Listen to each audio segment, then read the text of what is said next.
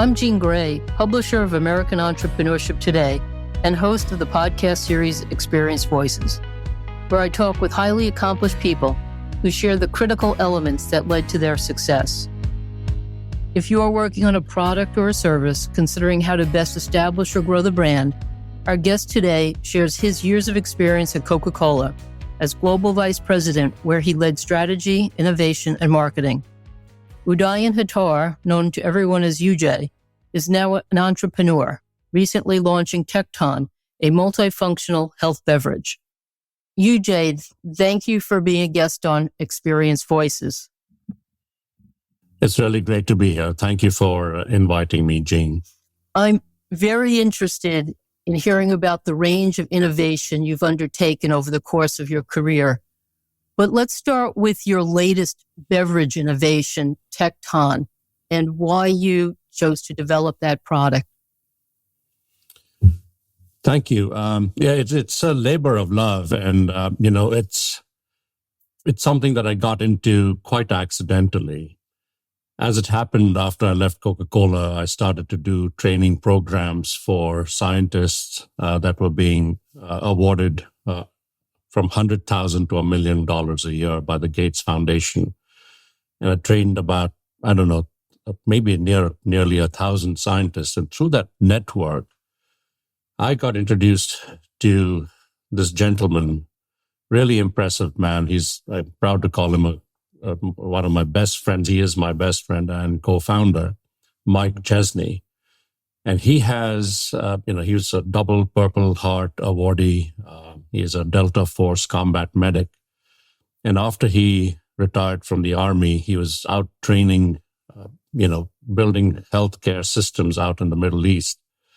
And he came across a requirement for soldiers during Ramadan to get them a higher quality nutrition, a source that could, be taken before sunrise and after sunset, but would help them to, be able to be productive during the day. And he came across an innovation being funded by DARPA, the Defense Advanced Research Projects Agency of the Pentagon. And what they were trying to do is help the U.S. military improve productivity and performance. And they had started to look into exogenous ketones. Now, I want to kind of step back a little bit and give you a little bit of my background. Now, my father was a fighter pilot, and he had PTSD. It's not what was diagnosed then, but now we know that PTSD is a long-lasting effect that a lot of veterans suffer from. And he died at the age of 59. And Mike himself has, suffered from PTSD, but he's had severe traumatic brain injuries. And he got intrigued by DARPA's research because it can help brain health. And so when I got introduced to him, this was one of my projects where I said, anything to help veterans, I'm in. What can I do? And what we found over the next 7-8 years, and a lot of research and a lot of trial and error, is that exogenous ketones, which are exactly the same as what your own body produces, your liver will start to burn your stored fats and convert them into ketones so that you have energy when your body is depleted of carbs. Now, there's only one natural way to get into what is called ketosis. You starve yourself for 48 hours, or you completely cut out carbs to the level that you have only 30 grams of carbs a day, which is equal to 2 toasts. So almost everything in our diet today has processed carbs. So it's really, really, really hard to follow a keto diet. Now, the U.S. military wanted the benefits of ketones for soldiers because ketones, molecule for molecule, are more optimal as a source of energy for your body, for your cells, for your functions, for your brain and heart health. But putting people, or soldiers in particular, into a keto diet is just not sustainable. And so that's where exogenous ketones come in. Well, we looked at exogenous ketones and said, what is the ideal value that we can provide as two co-founders? And what we found is that most exogenous ketones that had already been designed or developed with some DARPA funding and from funding from other sources, including Silicon Valley, were not capable of being administered to people beyond a certain number of doses a day, 2 to 3. And if you have a traumatic brain injury, your brain stops to metabolize glucose in those areas, and those cells cannot recover. So we needed something that would give your cells an alternate source of energy throughout the day. So we spent the next 7-8 years figuring out how to create, and Mike is the inventor of this, to create a ketone molecule that could be consumed at very high doses. So the idea was to help soldiers, and especially those with PTSD and TBI. What subsequently came about, Gene, that was a little surprising to me because I got into this because of the purpose of helping soldiers and veterans. But it turns out that exogenous ketones have a lot greater value than just TBI. And we can talk about that in more depth. But that is kind of the genesis of the idea and the company. Now, you mentioned 7 to 8 years of research or getting your arms around a direction for the idea. So tell me a little bit about why 7 to 8 years, and having done so much innovation before, is that really typical of what's needed to bring an innovative product to market, or for at least for development? So the answer is it depends. Now, this is a revolutionary scientific advancement, and that's why it took longer. Now, keep in mind, it also took longer because we were a startup, and so we did not have unlimited funding. It can take 6 or 7 years to build a great brand, but typically most of my previous innovations were done within weeks. It didn't take years to get the technology developed itself. In this particular case, we had to go through, take an idea, develop it in a lab. Our first sample of our molecule was given to us by a scientist at Georgia Tech in a little vial containing 1 milliliter of the product. And we were tasting it with toothpicks, literally. But then we had to take it to a pilot plant level, then to manufacturing scale, then make sure the toxicity studies that take a long time to conduct were done. So and the studies had to be published in a peer-reviewed journal. That takes time. So the whole period that it took for us to commercialize a product, from the time that we had the idea till Mike had the idea, to the point it was in a product that you could drink, like this can in my hand here, took 7 years. What is the target segment for that product? So this is a really great question. So I want to step back a little bit and explain what exogenous ketones are a little bit more now. So as I said, your body can make ketones. Your body and the human species, for the last 60,000 years, for the majority of the time, ate 1 meal a day, perhaps. We did not have access to processed carbs. And therefore, our bodies had accustomed to burning fat and converting it into ketones. And as I mentioned earlier, ketones, molecule for molecule, are better than glucose. So now, in terms of energy output per ATP burned, so what ketones do now, and the way we see ketones being the next revolution in diets and people's nutritional sources, ketones can provide up to 20% of your daily nutritional needs in terms of energy. And as I said, they cross the blood-brain barriers. They help with cognition and mental acuity. Ketones also help you with reduction of hunger pangs that come from a hormone called ghrelin that your stomach produces that was supposed to alert you, hey, it's time to go out and hunt and forage. Well, now you don't need it because you can get your food in the fridge right next door or in the next room.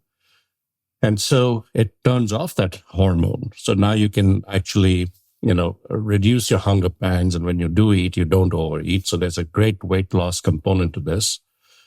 It improves metabolic health over time. And so the total addressable market is massive. You take weight loss, you take, metabolic health, anti-aging. People are, diabetes is expanding rapidly, brain health.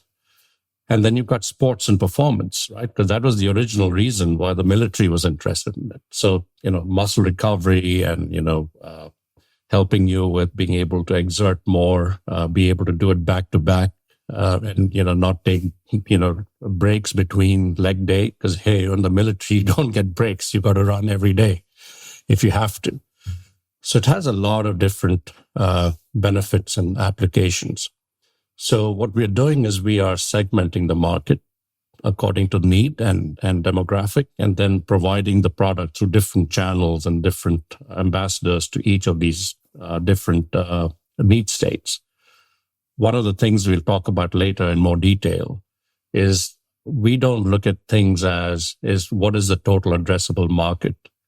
We look at it in terms of the total addressable need states. So what are the unmet needs out there, and how do we design a product that can meet those unmet needs and create a market and grow the market in time? And that's kind of what I feel truly great brands do. In what you just explained, are you using the approach of what they call first adopter or early adopters, which are the segments that embrace something innovative and don't see it as having an element of risk? Absolutely. This is really crucial, especially if you want to launch a new brand with a new technology into the market. This goes back to a seminal book written in the 60s by Everett Rogers on the dispersion of ideas and innovation. It's now called the Innovation Adoption Curve.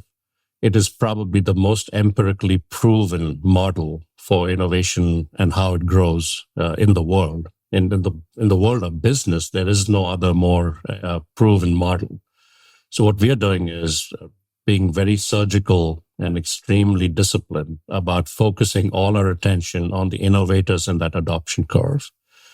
These are nutritionists. These are entrepreneurs who are extremely focused on improving their own physical and mental performance. Athletes. We're really looking into healthcare professionals who understand already the value of ketones, so that the burden of education is not on us, but it's on the people who already understand it, they already get it, and they're the ones who are providing a credible source of information and knowledge to the rest of the market. So share a little bit about your marketing approach, because you've done the analysis, you've segmented the market, but now you have to message out to those groups and those segments. So you have this great experience with Coca-Cola and other large corporations, but now you're doing this entrepreneurially. So in that interface with your marketing, let's say your marketing consultant or your outsourced marketing agency, how did that go?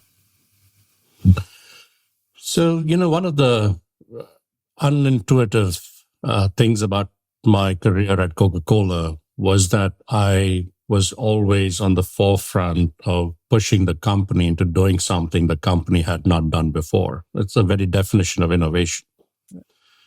And because the Coca-Cola company carries the Coca-Cola brand, everything the company really focused on was the bigger brands, the global brands. And so as an entrepreneur at Coca-Cola, I'd never had big budgets. And it turned out to be a great blessing in disguise. It forced me to do what the greatest entrepreneurs and founders of the greatest brands on earth have done, which is, dream massive, but start tiny. And I still follow. Even if I raise $100 million tomorrow, I'm going to act like I have $500,000 in the bank.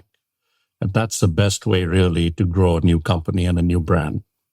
Well, when you're again, you're no longer in Coca-Cola, but you have a contact or a network that you tapped into that you were confident you could now take Tecton to and say, develop a strategy, develop a product design.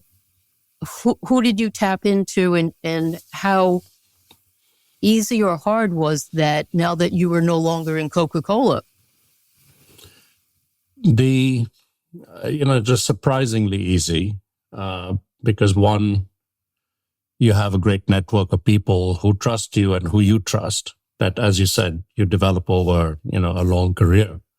The second piece is us being in Atlanta helps a lot, because Coca-Cola, for whatever reason, has given, lays off people every year. They give early retirement to extremely bright, highly experienced, and still very energetic people. And so now they don't have a massive financial burden on them because they got that early retirement package. So we've been able to pick up a great number of incredible people onto the team. So our product designer, she is one of the initial founding members of the Snapple iced tea business. Then she worked at Coca-Cola, where she led global the non-carbonated business from an R&D perspective for North America for Coca-Cola. And so our operations head, he's run global supply chain for the McDonald's juice business for Coca-Cola. So bringing in that network was, I feel very blessed and very proud of the people that we have on our team because of that. Many entrepreneurs just end up in this situation of going it alone. And I think sort of what you're sharing is that there is a choice and pathways to take. And I've heard from other conversations with other entrepreneurs and innovators is starting off with a support team early on, as opposed to doing it alone and then trying to back into other talents. That's just sort of a general conclusion I've come to is how the entrepreneur can move up their arc a lot faster. I think it's really, really important. And it's a discovery I had myself over time. Look, so my co-founder and I, we share the same values and the same purpose, but we don't think alike at all. And I'm glad we don't, because if we did, we would not get the diversity of ideas and thoughts, and, checking and balancing each other out is really, really important. And when you first start out, and I've been an advisor to quite a few startups over the last 10 years, and the first thing I tell them is first identify who you are, what your strengths are, and where you need help, and go out and do whatever it takes. Because sometimes people feel they will lose control. They will, have to now argue and fight about decisions that they would love to make on their own, that they could have just done easily. And my suggestion to them is it's better to have 1% of a billion than 100% of nothing. And you're more likely to create something great if you have some pushback, you have somebody to bounce ideas off, and someone else who's got skin in the game is really important. And people skills as well, because you have referenced the fact that you're different from your partner, but you work well together. Yes. So the people skills component is, obviously everyone talks about it, and it's very highly rated. I find that it's the essential EQ that people talk about is perhaps not something you're born with it or you're not, but there are skills that you can learn. And one of the top skills to learn is that understanding how people's values, work-related values work. So, for example, Mike loves to make quick decisions and move fast. I love to try to figure out what are the risks and how to minimize them before I move. in some instances, I might be too slow. And in some instances, he might be too fast. And both of us recognizing how we are different and how we bring value to a particular problem. And if it's $1 billion problem that's going to make a hole below the waterline, it's better to be thoughtful. But if there's already a hole below the waterline, there's no time to think. Now you got to start bailing. So you got to be very careful, and become self-aware. And that self-awareness is something that can be taught. I think that's a great example with the water rushing in and someone making a quick decision. So I spent some time listening to your TED Talk called The 7 Disciplines for Building Transcendent Brand. Now, I saw that in terms of someone being within a large corporation and having the structure around them to go through all 7 points. And I don't want to redo your tech talk here, but what of the 7 points do you think a innovative entrepreneur should be considering in how to develop their product idea and how to go to market for it? So the thing that's kind of really fascinating about how I discovered or kind of started to develop the 7 disciplines of transcendent brands is the fact that after about 7 or 8 years of having launched many brands, it just turned out that when I was 18, I was doing door-to-door sales, launching new brands, went to work for Procter & Gamble. Ultimately, they launched a few new brands with them, went to work for Coke, and I've launched many brands across the world. And you look back about 7 or 8 years later, you find that some of those brands did really well. They were number 1 or number 2 in their category. But I want to introduce this concept of commoditization into this discussion. What I found is when you look back and you look at distribution and sales and marketing and market share, the preponderance of discounts and sales to driving revenue and maintaining market share is really, really high. And that to me reflects that your brand does not have as much power as the power of discounts and what the retailer puts out on the shelf. So that disappointed me. And I was concerned with this new innovations that I was bringing to market, that if I introduced them the same way as I've done all the other brands, they were all going to land up being commodities again. So my instinct was to change the way we went to market. And I started to study how founders of brands like Red Bull, Gatorade, in the beverage industry, and then Apple, Nike, Harley Davidson, outside the beverage industry, had created brands that do not depend on discounts to sell. In fact, Apple will famously never give a discount on their product. And that's kind of where the 7 disciplines emerge, is I found that we were all baking cakes, if you will. Great brands is what we wanted to make, but the order in which you put in the ingredients and how you mix it and how you grow it makes a profound difference between whether you're going to transcend your category and your competition, or you're going to be one of the pack that has to fight tooth and claw for every market share point. So if I was to give any advice to an entrepreneur, I'd say first start with the total addressable need. Don't worry about the market size because that'll come. Second, understand that selling a product is very different from creating a brand. Selling a product is relatively easier, but it almost forces you to do things that will be immediately copied if you're successful. If you're not successful, who cares? But the third point then is really the most important. I think the world has changed dramatically since I started my career in the 80s and 90s, early 90s. At that time, brands with great sales and distribution reach, huge marketing budgets could really stamp out a startup. Today, the opportunity is phenomenal for startups.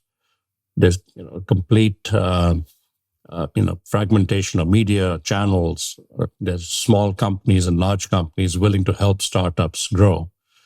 So the danger is a startup now has the same risk of commoditization as a big company trying to launch a new product, because they're so big, they have access. They immediately cross the adoption curve without having adoption. So they are all pushing rather than getting pulled. So I would advise our entrepreneurs to really kind of pay attention to how great brands are actually built and realize that they're very not the same. The industry standards of getting as much distribution as you can, as soon as you can, are actually very, very bad for you in the long run.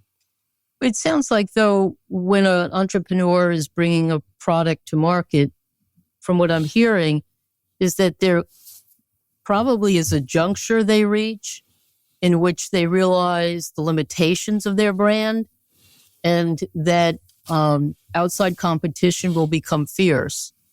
But at that same juncture, other entrepreneurs, Steve Jobs possibly, is saying there are no discounts. The quality of our product is not negotiable.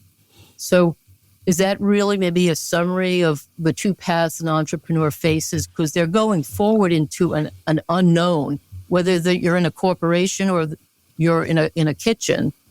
You have the aspiration that you're going to conquer the world at the beginning. But some juncture arises.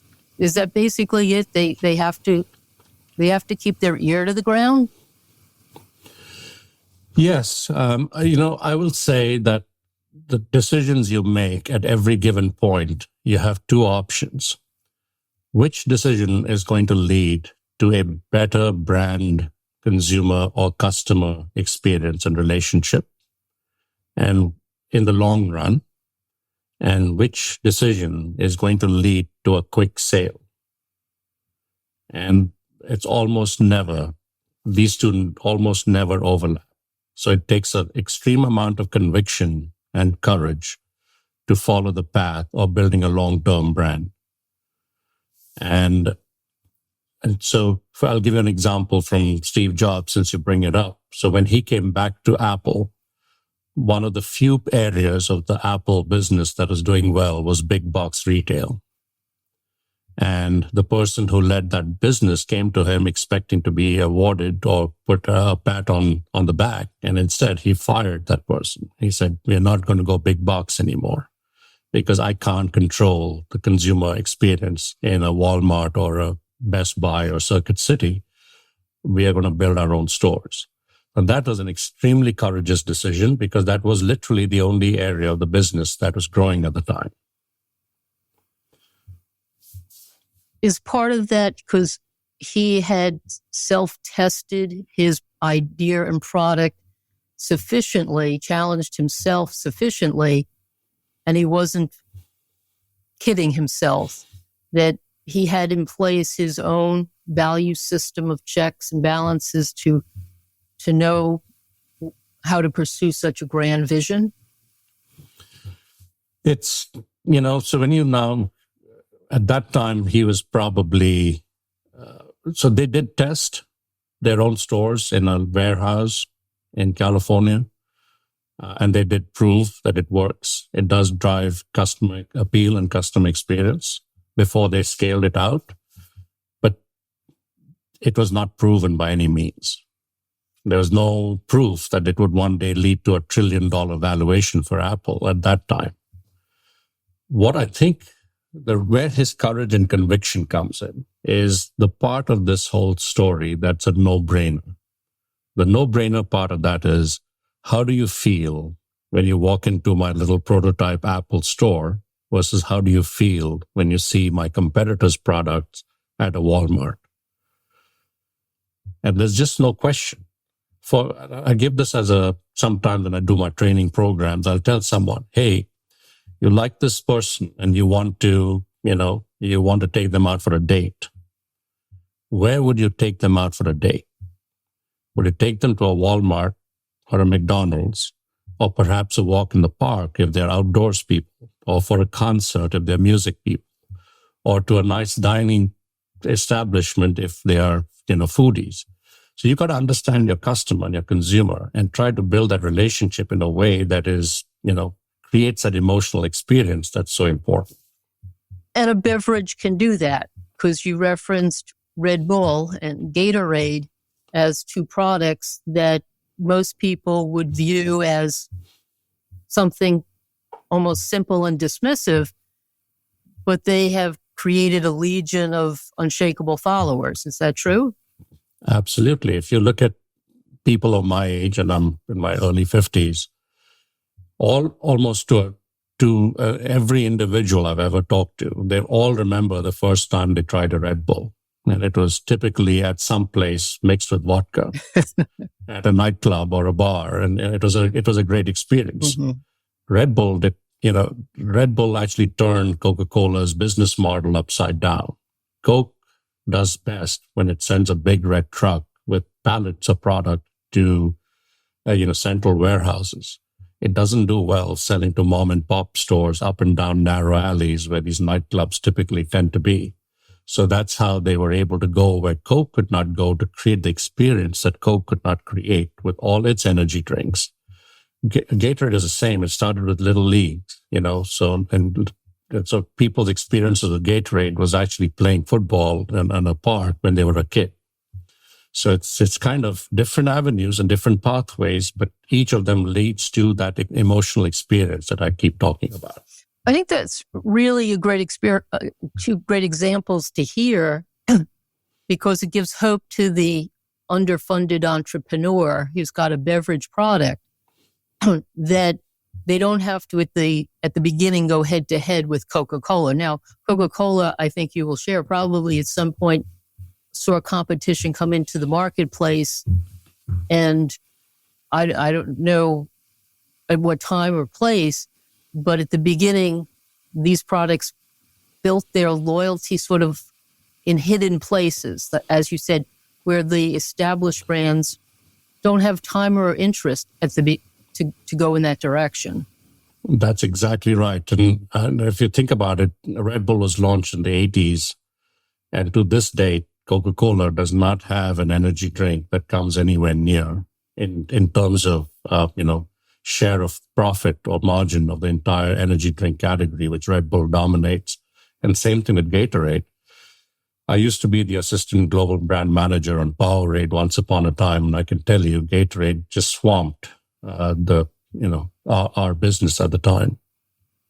So this has been a great discussion for me, Udai. I think we touched on Tecton, your new product, your background, how you came out of Coca-Cola to take this on. And I think you've given some really great insight for aspiring entrepreneurs and innovators. I guess we could wrap it up by asking the hard question. If there's one piece of advice you would give to a underfunded entrepreneur, that they've got a great idea without a doubt, but they just simply don't have the money, what's a pathway forward for them? So I'd like to say two things to this in closing. The first one is, practical is the enemy of great. And you will get a lot of practical advice. And they will slowly take something that is a pure, truly great idea and make it mediocre. So be really careful not to let that happen. Pursuing the ideal, a truly ideal solution, is what truly separates a great entrepreneur from somebody who just sells something to make a bit of money. And ironically, I think the person who works harder at pursuing that ideal is more likely, obviously, to achieve a truly unicorn status, if you will. And I'm going to give you an example of that. So our own product, Tecton, I had a clear, one of my conditions to Mike when I first joined, as I said, there are two things I'm never going to sacrifice in this business. One, we have to be purpose-driven. Our product has to help disabled veterans. And so we give 1% of our revenue to nonprofits that work with veterans. We also give veterans and active military, first responders, and medical practitioners employee, friends, and family price, which is 42% less than retail. That hurts a startup financially, but it is critical for us. So that's something we will never budge from. The second thing that I said to him is, I need to be part of a product or a company that makes products I'd be happy for my children to drink unlimited amounts of. It's got to be completely safe and clean. And I can't tell you how difficult it is to do that, because the food and beverage industry is full of additives and stabilizers and stuff that is not good for you. And, even small doses in some cases. So we've aspired to that. And I'm happy to say you can drink a Tecton, or you can drink 20 of these a day, 100 of them a day, and it is safe. The second thing I want to kind of have entrepreneurs really kind of internalize is, no matter how big your dream and how great your idea, start really, really small. Test it in your backyard. Test it with your friends and family first. No matter how much money you raise, if you don't have money, you'll be forced to do what I'm telling you. Your greater danger is going to be when you raise money and you burn it, but taking an idea forward faster than it is ready to go. So test it really small. Test every assumption that you've got by being as scientific about it as you can. So when we launched Tecton, for example, I live in Brookhaven in Atlanta, and we tested it within a 3-mile radius of my house, so that I could go there every day and understand exactly what the retailer was saying, what the consumer was saying, how the product was being perceived, how it was being communicated. And it's been 6 months before we finally realized what really makes it work and what is replicable and scalable. So that urge, and we've raised over $15 million now, and we still are going really slow and really careful and very methodically to understand the key assumptions before we start scaling. If you're a beverage entrepreneur, is there an angel base that they can pursue for the domain experience that would be not just money, but also helpful to taking it forward, taking their innovation forward? I believe there are quite a few, but I'll warn anyone trying to get in the beverage industry is that, so Tecton is slightly different. We are almost more a biotech, and it happens to be a beverage that we've launched, but we'll be launching dietary supplements, gummies, and a whole host of other products that will enable consumers to be able to have potentially, 200 to 400 grams of ketones a day, because it is so good for them from a multifunctional perspective. So we are not a typical beverage startup. Our investors range from, owners of NFL teams. We've got most of our other investors are doctors and scientists. So it's not the typical beverage industry investment pool, if you will. If you're a beverage investor or an entrepreneur, I'll say that the hardest money is to raise your first money in a beverage. It'll come from friends and family. It's not going to come from angels in the category. Angels typically wait for you to have gotten some traction, some proof that people are not only willing to buy your product once, but they become repeat users and loyal users before they start stepping in. I think that's great insight for the entrepreneur who's never raised any funding, and they have to go through a learning curve. And they start really sometimes with a naive perspective about why an investor comes on board.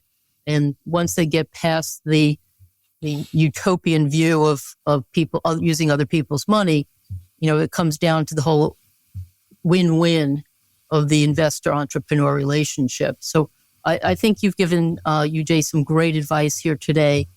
Thank you for being a guest on Experienced Voices. My pleasure. Thank you so much for having me. You have been listening to the podcast series Experienced Voices. To hear more and subscribe, visit AmericanEntrepreneurship.com/podcast, where you will also find a form for listener feedback.